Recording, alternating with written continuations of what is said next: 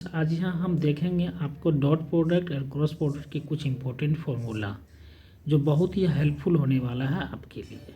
मैं ये मान के चलता हूँ कि आप वेक्टर और स्केलर क्वांटिटी पढ़ चुके हो। वेक्टर वो होता है जिसमें डायरेक्शन एंड मैग्नीट्यूड होता है, स्केलर में केवल मैग्नीट्यूड होता है। ये मान के चलता हूँ। तो इसके कुछ फार्मूलाज हैं वेक्टर में, डॉट प्रोडक्ट और क्रॉस प्रोडक्ट। तो पहला है, मान लीजिए आपके पास एक वेक्टर एक ही प्लेन में है, ये दोनों वेक्टर ए है और दूसरा वेक्टर बी है। इसके बीच का जो एंगल थीटा है, तो डॉट प्रोडक्ट होता है A vector A dot B जो होता है magnitude of vector A magnitude of vector B और कॉस थीटा होता है। ठीक है। उसी तरह होता है आपका क्रॉस प्रोडक्ट में, एक वेक्टर ए है एक ही प्लेन में है, दूसरा वेक्टर आपका वेक्टर बी है, उसके बीच का एंगल थीटा है।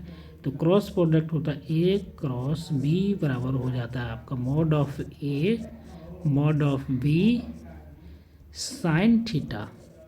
ये एन यूनिट वेक्टर लगता है, यानी कि इसका जो वेक्टर होता है क्रॉस प्रोडक्ट जो होता है ये वेक्टर क्वांटिटी होता है, याद रखिएगा। इसके डायरेक्शन नीचे होगा, ऊपर होगा या तो नीचे होगा। ठीक है।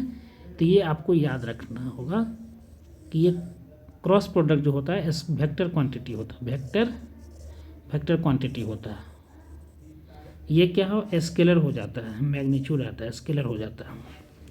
फिर दूसरा में है आपका ए वेक्टर है और बी वेक्टर है, बराबर हो जाएगा B vector dot A vector. फिर इस क्रॉस प्रोडक्ट में देखते हैं A vector cross B vector अगर है तो मॉड ऑफ ए बी लेंगे तो इसका जो निकलेगा माइनस बी क्रॉस ए हो जाएगा। इसलिए हो जाएगा कि डायरेक्शन चेंज हो जाता है, नीचे आ जाएगा यहाँ पे, ये नीचे वाला। ठीक है। थर्ड में है अगर कोई वेक्टर डॉट प्रोडक्ट में जीरो हो, यानी कि A vector dot B vector equal to zero है, इसका मतलब ये हो गया कि ए जो है परपेंडिकुलर बी है।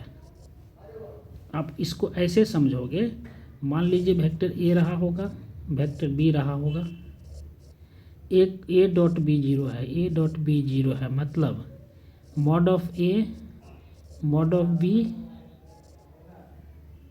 कॉस 90 डिग्री रहा होगा, तब तो ये जीरो हुआ टर्म। यानी कि ए डॉट बी अगर जीरो हो गया इसका मतलब ए परपेंडिकुलर बी वेक्टर है।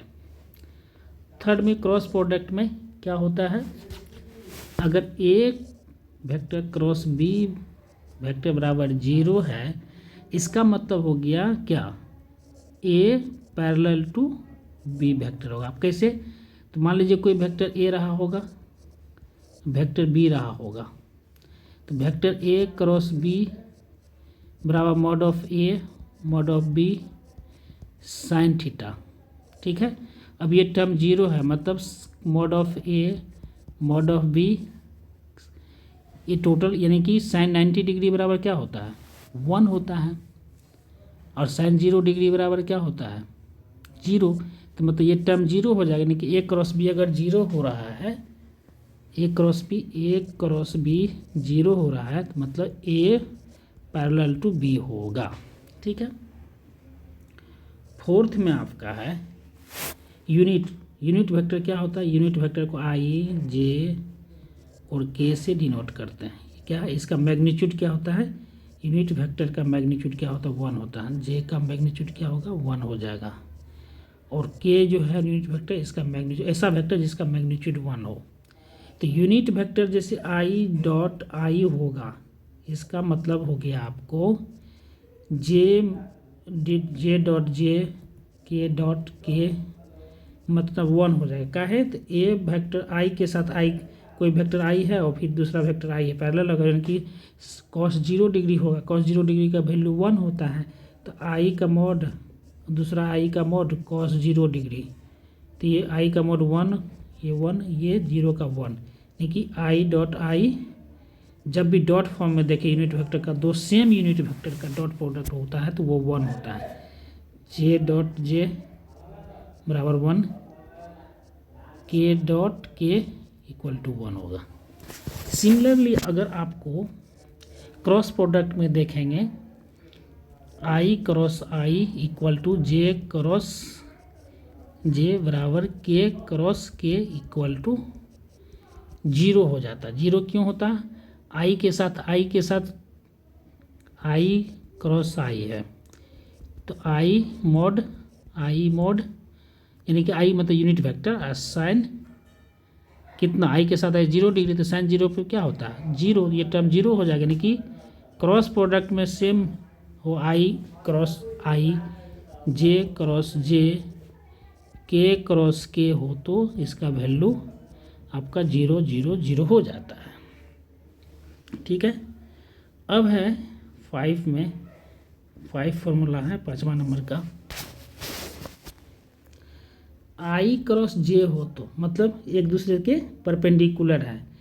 यूनिट वेक्टर में आई क्रॉस जे हो तो मतलब आई और जे एक दूसरे के परपेंडिकुलर है। ये आई है और ये जे हो जाएगा, तो परपेंडिकुलर है तो इसके बीच का एंगल क्या होगा sine 90 degree cos 90 degree. Cos 90 degree का मतलब 0, यानी कि आई क्रॉस जे यानी कि जे क्रॉस जे डॉट के बराबर के डॉट आई बराबर 0 हो जाएगा। सिमिलरली इसी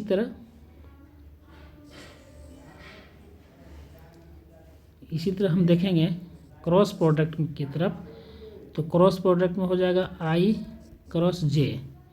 आई क्रॉस जे में 90 डिग्री होगा तो साइन 90 डिग्री 1 होता है, तो आई क्रॉस जे बराबर के हो जाएगा जे क्रॉस के बराबर आई हो जाएगा के क्रॉस जे बराबर के क्रॉस आई बराबर जे हो जाएगा। इसको आप इस तरह से समझ सकते हैं, ट्रायंगल में आई लिए जे लिए के लिए, आई क्रॉस जे के जे क्रॉस के आई और के क्रॉस आई जे। इस तरह से आप इसको याद कर सकते हैं। अब देखिए 2 वेक्टर है 6 में, vector A dot vector B बराबर हो जाएगा a1 b1 plus a2 b2 plus a3 b3। अब देखिए 2 वेक्टर का प्रोजेक्शन है, तो 6 में 7 में projection of A vector on B.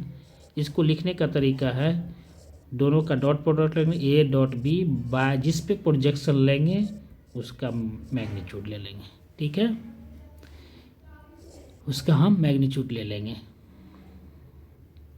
इसी तरह ए क्रॉस बी हो तो उसको लिखते हैं आई जे के मैट्रिक्स में ले लेंगे A1 A2 A3 B1 B2 B3। ये एरिया भी आपको बताता है। ये जो होता है ए क्रॉस बी वेक्टर जो होता है ये एरिया बताता है, किसका area of, it gives area of triangle, यानी कि 1/2 mod A B cross A C. अगर आप वेक्टर चैप्टर मेरे साथ पढ़ोगे, मेरे चैनल को सब्सक्राइब कीजिएगा दोस्तों।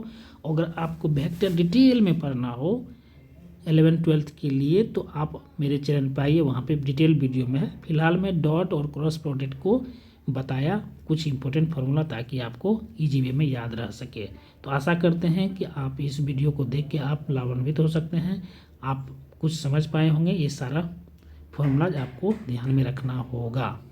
तो चलिए दोस्तों मिलते हैं। अगर आपको ज़्यादा पढ़ना हो, वेक्टर को डिटेल्स में पढ़ना हो तो आप हमारे चैनल को सब्सक्राइब कीजिए, हमारे चैनल के प्लेलिस्ट में जाइए और वहाँ पे वेक्टर को पूरा डिटेल से पढ़ाया गया है। Okay, thank you.